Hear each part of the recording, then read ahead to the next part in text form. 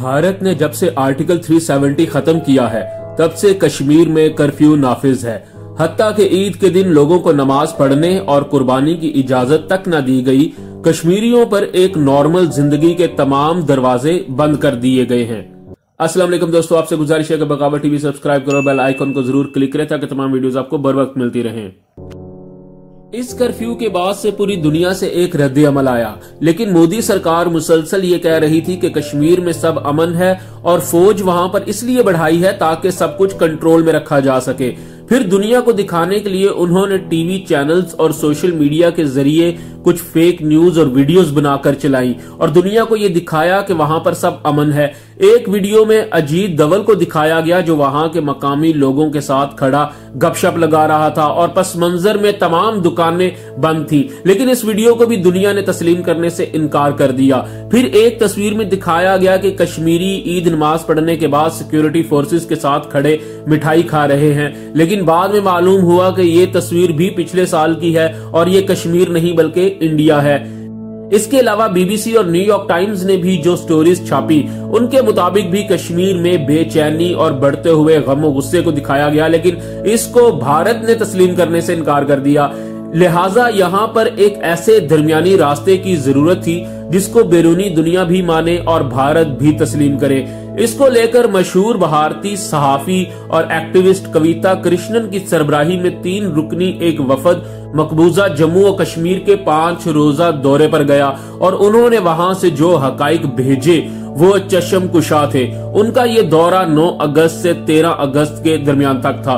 आज 14 अगस्त को कविता कृष्णन की ये रिपोर्ट बहुत सारे अखबारात में छपी है और इस रिपोर्ट ने मोदी सरकार की नींदें हराम कर दी है।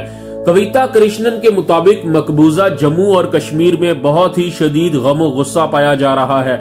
लोगों से बुनियादी हकूक तक छीन लिए गए हैं। इंटरनेट और मोबाइल की सर्विसेज बंद हैं। कविता कृष्णन ने यहां तक कहा कि ऐसा लगता है जैसे ये कश्मीर नहीं बल्कि तबाह हाल इराक हो या मकबूजा फलस्तीन, यानी यहाँ पर ऐसा खौफ पाया जाता है। यहाँ पर इतनी मिलिट्री है कि आपको हर जगह फौजी ही फौजी नजर आएंगे, चाहे आप किसी करियाने की दुकान तक चले जाएं, किसी भी गली मोहल्ले में घुस जाएं, हर जगह फौज का पहरा है। उनका ये कहना भी बड़ा अहम है कि हम अभी तक एक ऐसे कश्मीरी से भी नहीं मिले जो आर्टिकल 370 की मनसूखी से खुश हो।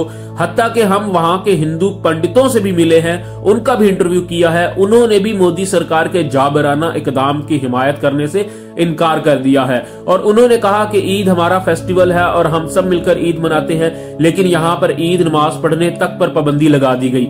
कविता कृष्णन ने एक और बहुत बड़ा और खौफनाक इंकशाफ किया कि भारतीय फौज और पुलिस छोटे बच्चों को भी पकड़ पकड़ कर जेलों में डाल रही है। इन बच्चों के साथ तहकीकाती टीम्स ने इंटरव्यूज भी किए जिसमें बच्चों ने कहा कि जेलों में 11-11 और 12-12 सालों के छोटे बच्चों को पकड़कर डाला गया है और इन बच्चों का कहीं पर कोई इंदराज नहीं है। खुदा करेगा ये सब लोग खैरियत से घर लौट जाएं, क्योंकि अगर किसी को मार दिया गया तो उसकी खबर भी घर नहीं पहुंच पाएगी। देखिए, अगर ये वीडियोस कविता कृष्णन ने पब्लिक कर दी तो मेरे ख्याल में हिंदुस्तान और पूरी दुनिया में एक भौंचाल आ जाना चाहिए, क्योंकि जो पाकिस्तान के दुश्मन कल तक पाकिस्तानी अफवाज पर ये इल्जाम लगाते थे कि वो लोगों को लापता कर देती है, आज वही सब कुछ मकबूजा जम्मू कश्मीर में हो रहा है।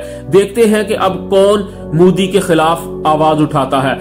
कविता कृष्णन ने मजीद कहा कि भारतीय मीडिया का इन हकाइक को ना दिखाना शर्मनाक है। यहाँ कश्मीर या भारत का मामला नहीं बल्कि इंसानी हकूक का मामला है। इसी से मिलती जुलती एक स्टोरी नई दिल्ली के एक सहाफी शेख सालिक ने भी लिखी है जो एसोसिएट प्रेस से वाबस्ता हैं। उन्होंने लिखा कि उनकी मुलाकात एक कश्मीरी लड़की से हुई जिसने कहा कि उसकी मां ज़ियाबतस की मरीजा है और उसकी इंसुलिन खत्म हो चुकी है और उसने एक दोस्त डॉक्टर की मदद ली है। वो इंसुलिन लेकर आएंगे, लेकिन मसला ये है कि हर जगह चेक पोस्ट हैं और रास्ते मुकम्मल तौर पर बंद कर दिए गए हैं। हर जगह पर तलाशी है और फौज खड़ी है। कहीं ऐसा ना हो कि इंसुलिन वक्त पर ना पहुंच पाए और मेरी माँ को कुछ हो जाए।